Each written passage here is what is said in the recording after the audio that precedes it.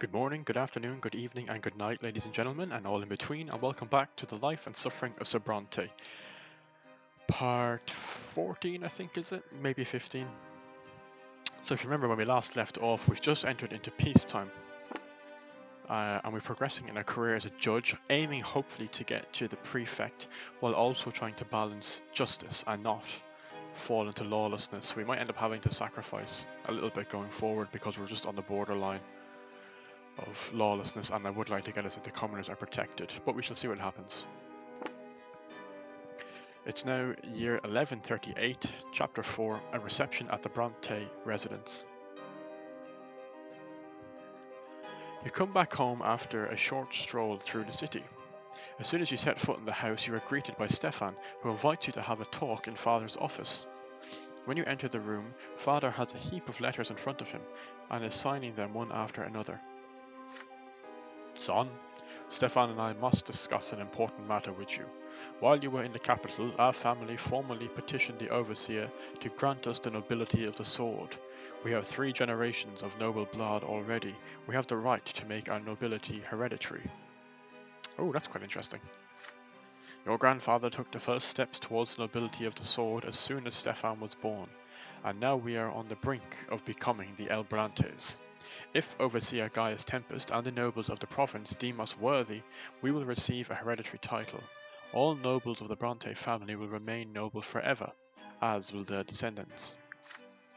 Father and I do our utmost to maintain the family's position, but our goal can be reached only if our reputation remains unblemished in the eyes of high society. The nobility is watching our every step. As far as I remember, I think we are on tarnished honor. We probably need to be 7, which I don't know if we're going to get or not, but we shall see what happens. Father lays a hand on your shoulder. Now this is your cause too. The future of our family depends on it. We need an estimable reputation and wealth.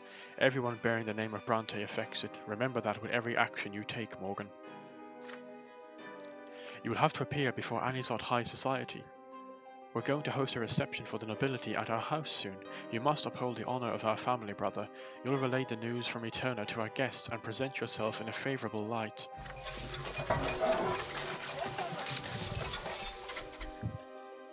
With Stefan at the helm, the entire family spends a full week preparing for the majestic reception. The house is flooded with decorations and new tableware. Delicacies are cooking in the kitchen round the clock, and the napkins now bear an embroidered oak branch in chains, the Brante family crest. Gloria is the only one to neglect the common cause. Right, we're going to do this. We became a noble. We're going to try and get the best ending for our family out of this. Were it up to me, I wouldn't be seen at this hypocritical gathering, but I don't want to let Sir Robert down. He's the only reason I plan to stay for the event. The evening of the reception has come. Dignified conversations and the clinking of glasses fill the house. Among your guests are many high-born, powerful people. Your father and Stefan dance from guest to guest, making sure no one is overlooked. Young Morgan, how splendid to see you. So, what was your time in the capital like? You exchange pleasantries with a high-placed relative. Meanwhile, Gloria and Mother spend the evening on a settee by the wall without drawing any attention. Neither your father nor your elder brother introduced them to the noble guests. Still, one of the guests, a young nobleman of the sword named Jose El Pelletier, keeps staring at Gloria in fascination. Your sister averts her eyes, bemused. Lady Gloria, you are the true gem of the evening. You look so marvellously daring. I haven't seen your like even in the capital. When you walk past Gloria, you hear her hurried whisper. Morgan, please talk to me. This is Sir El Pelletier keeps following me. I feel uneasy. What does he want from me? I'm just a lowly commoner. Come with me to the other side of the room, although I'm probably still stand out among all these refined nobles. Look, it's Durante, the painter. I wonder what's brought him so far from the capital. It would be fabulous if he could paint our family portrait. We should all be on canvas together. We are one big happy family after all. Wine glass in hand, you look across the crowded room. It is time to choose how you will spend the evening. We won't present our mother and father, that won't help our reputation. We didn't get victory in the tournament because we didn't have the fencing lesson, which is a real shame. I could purchase a family portrait because my manipulation is greater or equal to 10. That would be really good for our reputation, I think. Or I could share news of the capital. I guess go with diplomacy since that looks like the better option. Is it though? Yeah. You display your knowledge of the metropolitan life to the guests. Our diplomacy is 16, so that's pretty awesome. Or do we want the family portrait? It's interesting playing this and not having the consequences on like I have in my other 2 playthroughs. I mean, having a family portrait would be really, really cool. But I think let's share the news of the capital. That's what we were told to do.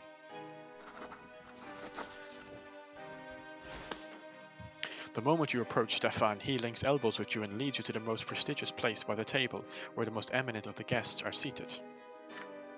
May I present to you my younger brother Morgan Brante. He's just returned from the capital. Morgan, why don't you entertain our guests with the latest news from Eterna? You make a courtly introduction and describe recent noteworthy events in the capital, the celebration of the heir's coming of age, the attempt by Gaius Tempest to enshrine in law the rights of nobles of the mantle, Patriarch Luke's sermon. The nobles inquire about the customs and sentiments of the capital. Is it true that the wealthy commoners of Eterna do not acknowledge the authority of the nobility, or that the adherents of the new faith openly denounce the lots? You describe the state of affairs in the capital in a delicate manner so as not to antagonize your guests. Yes, there are plenty of liberties taken in Eterna, but you can attest to the fact that the Empire still rules with a firm hand and maintains order. More and more listeners gather around you. They plunge into a heated discussion. Will this wave of change reach our province? What awaits our homeland under the rule of the new overseer, Gaius Tempest? The guests agree that the nobles of the province have some tough times ahead of them, but worthy families like the Brantes give them hope. That's good, Stefan's back to Max. Excellent, brother. You have shown yourself and our family in a favourable light. Moreover, you managed not to distress our guests with alarming news. The night was a success. Our reputation's gone up a little bit, which is good, but I'm worried it might not be enough to get us where we want to. We need 3 more events, 5, 6, and 7 to get us to renown at least. Oh, nice. We're increased our diplomacy. I really hope I can get to Masterful Diplomat, and our manipulation has gone up. So, not a bad event after all.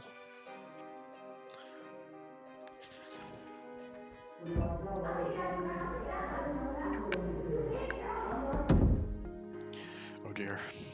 A rock and a hard place. The Brante home has been uneasy for several months now. With father travelling all over the province for his judicial duties, the animosity between Stefan and Gloria has grown into a full-blown feud. Your elder brother tries to use his position as heir to keep his sister in check and make her behave in accordance with her estate. Gloria repudiates his authority. Their fights rock the house on a daily basis. Eventually, after returning from this latest trip, Father gathers Stefan, Gloria, Nathan and you in his office. His sombre look portends a difficult conversation. Stefan gazes at his father defiantly. Gloria is poised to lash out and run away. Nathan quietly keeps to the side. God, I feel so terrible about Nathan. Maybe it was I think I might have learned something that it might have been my fault for him not being able to get into the seminary. But anyway. Children. For a long time now, our family has been striving to become nobles of the sword. Every noble member of the Brante family will gain a hereditary title. This is your grandfather's dying wish. Gloria sighs loudly. She ain't having none of that. Then why am I here, Sir Robert? She's right, this is a Brante matter. Wait until I finish, Stefan. I am still the head of this household. If you are truly so concerned about honour, show your father some respect. It can't be helped, not all of us are noble, but now we must be united as never before. We must work together to protect the reputation and wealth of this family. But you, Stefan, perpetually humiliate Gloria. Okay, that's good, let's tell him off a little bit. Father, all I'm trying to do is put her in her place. You know perfectly well the consequences of any action Gloria might attract. Our every step is being observed. The nobles will make pariahs of our family for all eternity if they remember Gloria's filthy origins and your reckless marriage to Lydia. That's our mother he's talking about, and her sister. Father turns red in the face, but with considerable effort he remains composed. That is so. Our grandfather did everything in his power to remedy your mistakes. Please, Father, don't repeat them. Gloria speaks up. I'm just trying to live, Sir Robert, but Stefan wants to lock me in a cage so nobody will ever lay eyes on me. That's not it at all. You are low-born, but you don't live by your lot. You do whatever takes your fancy. You're constantly grumbling about the order of things. Did you know, Father, that she defies all prohibitions by continuing to write her poetry? As far as you're concerned, anyone who contradicts you is as an insurgent. When will you grasp the idea that you may not argue with a nobleman? I am the heir of this family, and my word is your law. Purple with rage, Father slams his fist on the table. It is rare to see him so furious. Both your elder brother and sister instantly fall silent. Frightened, Nathan shrinks into a corner. Hold your tongues, both of you. Let Morgan speak. He has witnessed your quarrels. He should know best which of you is in the right. So I could side with Stefan, defend Gloria, or I could send Gloria to Valona.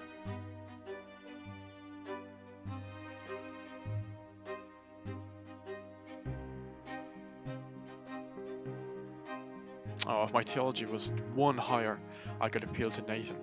Your younger brother's words will help you settle the dispute.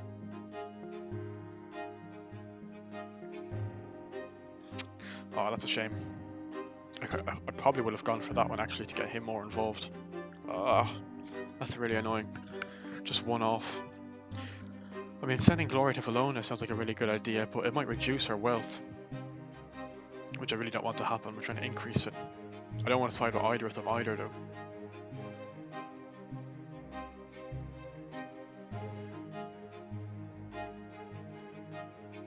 Maybe it's the best option, though.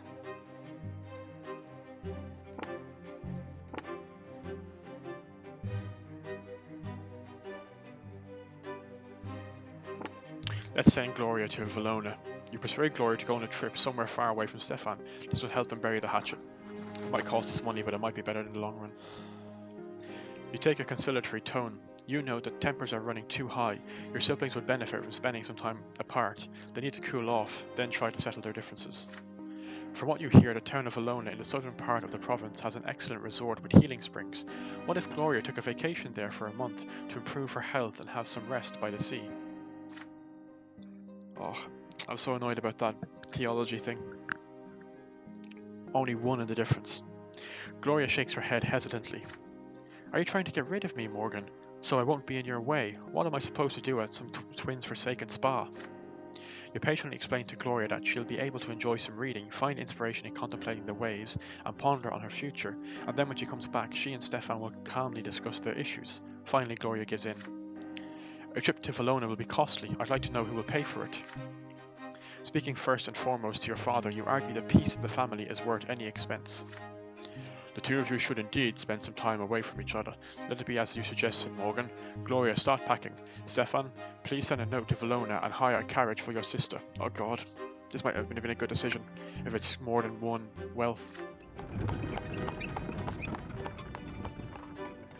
Gloria reluctantly heads off to the coast. This trip forces the family to spend a hefty sum, but without the constant bickering of your brother and sister, the tension at home quickly dissolves. With no need to keep an eye on Gloria, Stefan devotes himself to Annie's social life. Okay, went down one. I'm okay with that. Gloria returns surprisingly serene. After a month in Valona, her temper has mellowed for a time. She's engrossed in her own affairs and does not draw her brother's ire. It's not really what I would have wanted, to be honest. Neither of those are particularly helpful for us. I'm not sure that was worth it. Maybe I should have sided with Stefan. You know, if we're going all in on the noble path, we're going all in.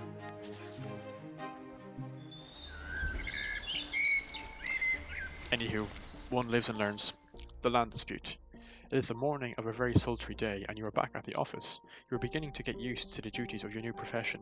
Father visits you on the job now and then to see your progress and provide advice, but by now he is confident you can handle the work on your own. Today is your first case, assigned by the prefect himself. We have to remember here we're verging on lawlessness.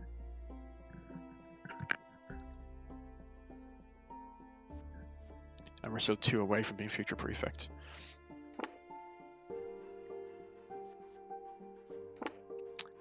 From the comfort of your chair, you go through the facts and circumstances of the case. The matter seemed simple at first. Seeking some desperately needed financial gain, a noble from the less than wealthy El Avila family rented out a sizable portion of his estate to a well-off commoner by the name of Basil Young. All the rent payments are in order, and there is plenty of time left before the lease is set to expire. But the commoner built a large dye works on the estate, and then El Avila suddenly filed a case with the prefecture to evict him. The rental agreement specifically states that the commoner Young has the right to construct any building on the land. The noble landowner, however, thinks he has the final say on any construction, since the lands belong to him. Basil Young, on the other hand, has refused to vacate the rented land since the term of the agreement has not expired. Both parties are set to appear at the prefecture to hear your decision. The litigant, Sir El Avila, enters first. He is an aging noble who dresses far too colourfully for his years. He walks into your office with confidence and sits in front of you. Don't forget, we've been told that we should be siding with all the nobles. The next man to enter is Basil Young, a heavy-set man with a thick beard, clothed in an old jacket and clutching a hat. He stands by your desk and bows to you. Sir El Avila does not hesitate to speak first. Your Honour, I demand you drive the commoner Young from my land. His dye works is a noisy, nasty, ugly building, and I refuse to have it on my property. My family already had to endure their warehouses and their filthy workers right by our own estate, but this is simply beyond the pale. Either the court says the dye works must be demolished, or I, Gustav El Avila, will do it myself. You ask Sir El Avila to compose himself and tell the commoner to give his statement. Basil Young gave his account, speaking in a deep, gruff bass. Your Honour, it cost me all my money to build that dye works. The contract says it clear. I got the right to build anything on the land during my rental period, and Sir Avila didn't say a word at first, but now he up and demands we demolish it. My family will be ruined. That's not going to happen, I say.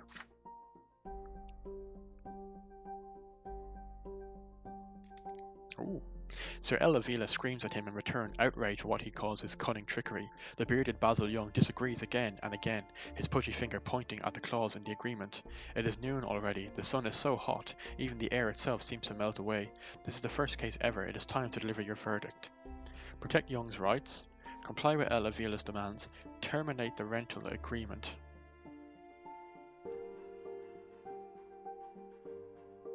Or ask Young for a bribe. I imagine getting a bribe will help improve my family's wealth. I don't want to do that. And I mean, this seems like an option, but is it? You propose a law that would grant noble landowners the right to terminate their rental agreements in court at any time. That's really not fair to the commoners. I think actually I have to protect Young's rights this time, because otherwise we're going to fall into lawless.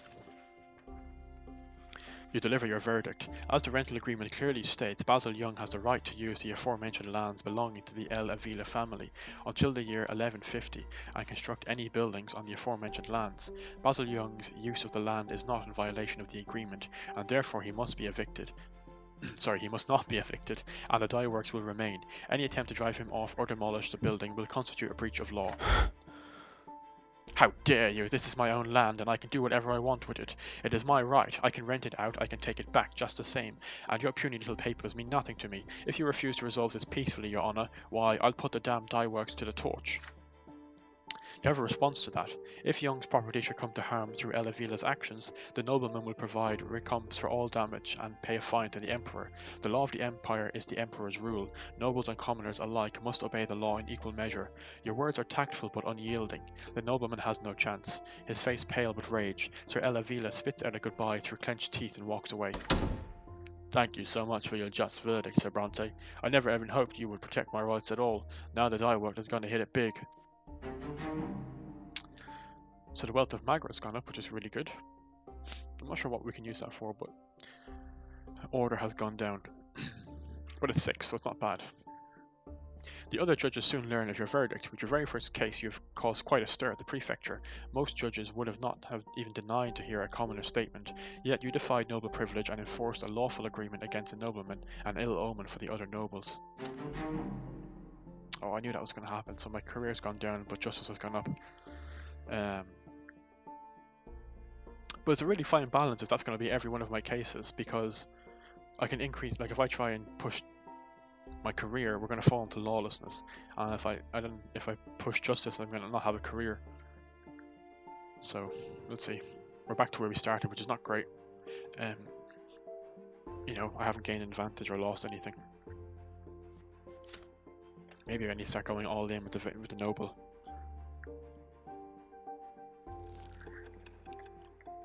(1139), 21 years of age.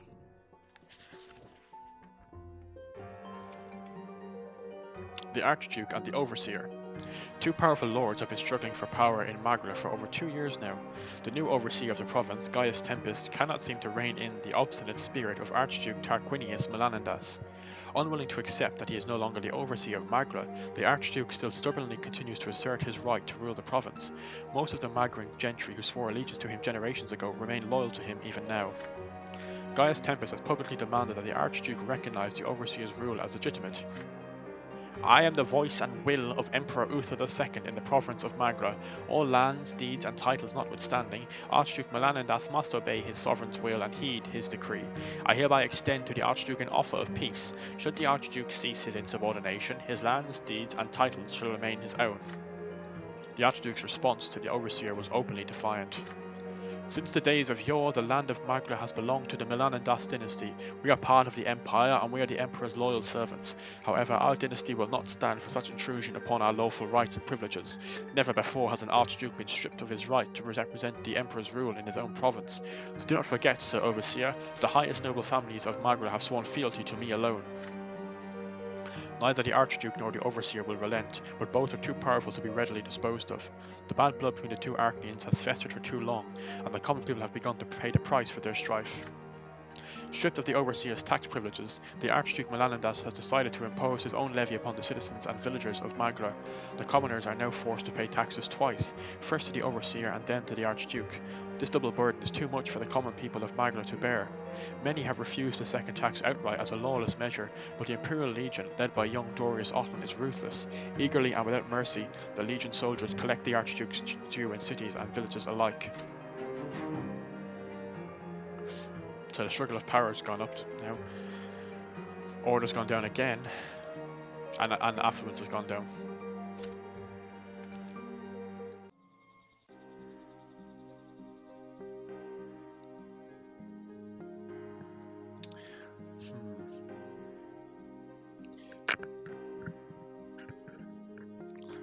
I'm just thinking about how things are going so far.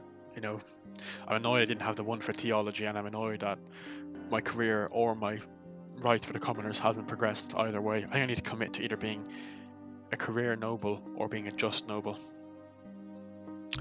A gift for the family. The last year has been an ordeal for your family. The pains taken to be a noble by the sword, the close attention of the city's aristocracy, the squabbles between Stefan and Gloria. Tonight, your preoccupied father has gathered your entire family around a table in the backyard. The sun is almost set and there is a soft breeze, but instead of a meal in the open air, you are going to attend a family meeting. In the middle of the table, you see an open gilded box. It is full of jewels. Oh, I bet you the Archduke has sent us this and he wants us to choose him over the Overseer. I knew it. Archduke Melanendas himself has bestowed this gift upon us. It is a surprise indeed. I thought you had a right to know. Father unfolds a letter laying beside the box. Sir Robert Brante, I bestow this precious box upon you and your family as a symbol of care with which I treat the people of my province. Pray accept this gift and remember with whom the loyalty of the true nobles of Magra lies, Archduke of Magra Tarquinius of Melanendas. The family stares in amazement at the jewels sparkling in the last rays of sunshine. It is worth quite a fortune, but the Archduke is fully aware that I am on the side of Prefect Elborn and Overseer Gaius Tempest. Could he really expect our loyalty to be bought so brazenly? I mean, we kind of need it. I think it might give us +2. Like if you look at our family, it's all just in the middle. None of it is extended at all to, renowned or being wealthy or being, at peace. We're just treading a thin line. On the other hand, the Archduke is not demanding anything of us, and our family has borne a lot of expenses recently.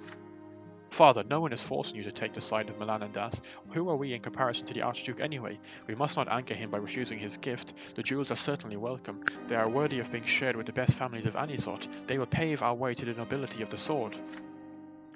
Mother shakes her head glumly. Oh, Robert, I have a feeling this gift bodes ill. It may be an impertinence on my part, but I do not want our family to be indebted to the Archduke. Certainly not, accepting gifts from Melanindas. He's infamous for oppressing the commoners and robbing villagers blind with his taxes. This isn't your decision, Gloria. It's a matter of our family's honour and reputation. Please don't start bickering again. Let Morgan say what he thinks we should do with the gift. You're the centre of attention now. Your vote will be the deciding factor. So we can sell the jewels and accept it. We can decline the gift because I have a good relationship with Father. Or we can give the jewels to prominent nobles as gifts. You accept the jewels from the Archduke. You and Stefan will give them away as gifts to the local nobility to gain their favour. So that will increase our honour, or we can increase our wealth. I am going to accept them because I'm otherwise going to fail and not get ennobled by the sword.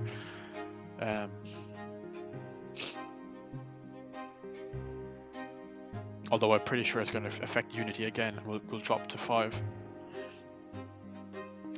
I mean, they're both the same really, but do I want reputation or wealth? I have a feeling wealth is harder to get, to be honest.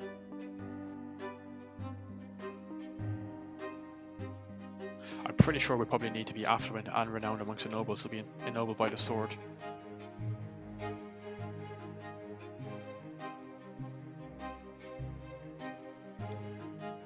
God, there's so much to go on there. This.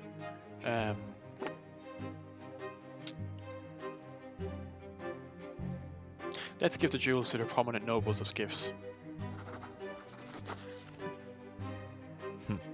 You agree with Stefan. A gift from the Archduke is not to be refused. It would be better to use it for a more important goal, obtaining the nobility of the sword. You and Stefan will determine when, how, and to whom the gifts must be given. I am inclined towards the same solution. Let it be so. I'll send a note to the Archduke expressing our humblest gratitude, but I'll point out that I don't mean to change sides. I still serve my prefect and my overseer. Be careful, Father. The Melanindas house is not to be trifled with, but the Archduke will have nothing to reproach you with. Morgan and I will put the jewels to good use. You and Stefan spend the next couple of weeks arranging meetings and attending receptions and feasts. You discover that you are on par with your brother in your understanding of the nobility of Anisot, including their relations and their quirks. The generous gifts and the refined manners your brother and you display before the aristocrats allow your family to rise in their esteem. Oh, 2, nice, excellent. There is but one disadvantage. You do not have a single coin tucked away in the family treasury. That is true. And I'm up diplomacy and scheming. So that's good. We're one away from being received amongst the nobles. But we are unfortunately a bit shy of wealth. Yeah, I wonder if that was actually a good decision, to be honest. Oh, I keep doing this, making really bad decisions. I mean, I don't think opportunities to get wealth are going to come along that often. Anyway. We didn't lose unity, which I'm happy with, but these decisions I've made in this episode are not great, to be honest. Anyway, let's finish off with this one. The power of the law. You have just completed your first year of service at the prefecture. Several days after your second year begins, there's a knock at the door. You look up from your paperwork and tell the visitor to come in. Sir Elborn's secretary slips inside quietly. The prefect has an important matter to discuss with you in his office. Augustin Elborn looks weary and aged, but he greets you with his usual characteristic warmth. You take a seat in the comfortable chair across from him. Sir Elborn asks his secretary to pour you and him some wine. Sir Brante, good to see you. I hope the judge's trade is coming easily to you now. I must admit, I've been watching your first cases closely. You've already had to resolve a rather difficult land dispute between a commoner and a noble. We will see even more litigation of this kind in our province in the future. Now it is time for you to answer an important question. In this great dispute between two estates, where will you stand as a judge? Take a look around you. Life in the Empire as we know it is changing. It is our duty as nobles and judges to make peace between all the estates on the basis of the law. However, the prefecture faces a great hindrance in its pursuit of this goal. Many nobles are still determined to abide only by the traditions of old, especially the Arknians. For those nobles, the only law above them is their court of honor, where noble ranks and duels decide everything. They reject the jurisdiction of the prefecture and outright defy the newer laws and regulations of our empire. This is to say nothing of what happens when an Arcanian has a dispute with a human commoner. Some Arcanians would rather cut a human down then and there than waste time on what they see as pointless litigation, even though the law says that all the Emperor's subjects have the right to a fair and just trial. One of the most flagrant violators of the law is Dorius Otten, the commander of our province's military. You've encountered him before, haven't you? That Arcanian nobleman is a notorious duelist. Anyone who crosses his path risks insulting his honor. His sword has ended the lives of many human nobles, not to mention all the commoners who have been unlucky enough to run afoul of him when he was bored. Surely you realize, Brante, that we are the only ones who can protect those people. The low-born lot forbids a commoner to arm himself, and even those who would rather defy their lot than have no chance against Dorius Otten, one of the most skilled Arcanian swordmasters. Otten cannot be allowed to commit murder with impunity. We have to stop him and all the others who act as he does. Imperial law must prevail over their barbarous traditions. But as of now, I have no authority to put Otten on trial. Our province still abides by the old traditions, and humans are powerless against the dynastic power of the Arcanian aristocracy. Putting an Arcanian on trial for his crimes would be unthinkable at best. We have to work gradually to change this, Brante. I need an ally. What we have to do is strengthen the power of imperial law in Magra so that eventually everyone will respect the law, from humble beggars to highborn Arcanians. We must show everyone that the law is not a noble instrument of oppression against the common folk. Like the divine law, imperial law must stand above all, with no regard for birth, rank, or title. This is why I have decided to address you today, Morgan. Side with the law, side with your father and myself. Side with justice in every case, always, no matter who stands trial before you, be they lowly commoner or noble elite. With enough precedence, we will put an end to highborn tyranny and ensure that the law is respected through the province. Oh God, he's basically asking us to fight for justice and get to commoners are protected. We're just going to sacrifice my career, which means I won't become a future prefect. And I'm also thinking I really should have increased my wealth. But anyway, look. But I must warn you, even here at the prefecture, I am not all-powerful. Many judges oppose my point of view, not openly, at least not yet, but I am certain they will work against us in the shadows. Now, Brante, what is your answer? Are you ready to side with me and change our province for the better? Are you prepared to support me against the high-handed gentry and defend the common folk from the likes of Dorius Otten? Oh, I mean, this is the problem when I kind of encountered the choose your lot section, you know. If I'm going all in, I need to go all in. You know, am I going to be a just or a career noble? I'm going to be a just noble. We're going to side with Elborn. You promise to side with the prefect and support his gambit.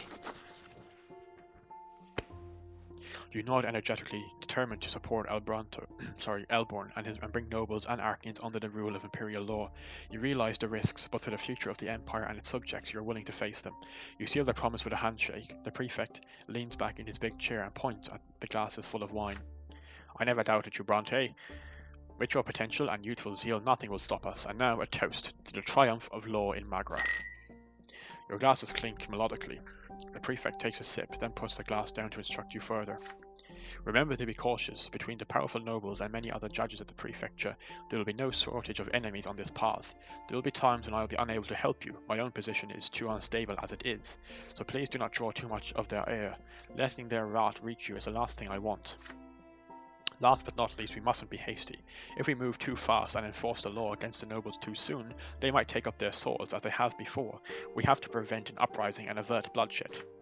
At all times be just, but also wise and alert. I'm glad to see you on the side of justice. I'm counting on you, and you can count on me in return, Morgan Brante. May luck be with you in the service to the Empire. That's good, he likes me, and I've made a promise to him. You promised to support Elborn in his struggle against noble tyranny. You return to your office, your desk covered with endless paperwork as always. At first glance, nothing has changed, but now you realize the great and important cause, working quietly behind your daily grind. Deep in thought, you sit at the desk once again. What fate awaits you in the service of this cause? Who knows? I promised to Elborn. You gave Elborn a promise to support him in his fight against the tyranny of the nobility. Year 1139.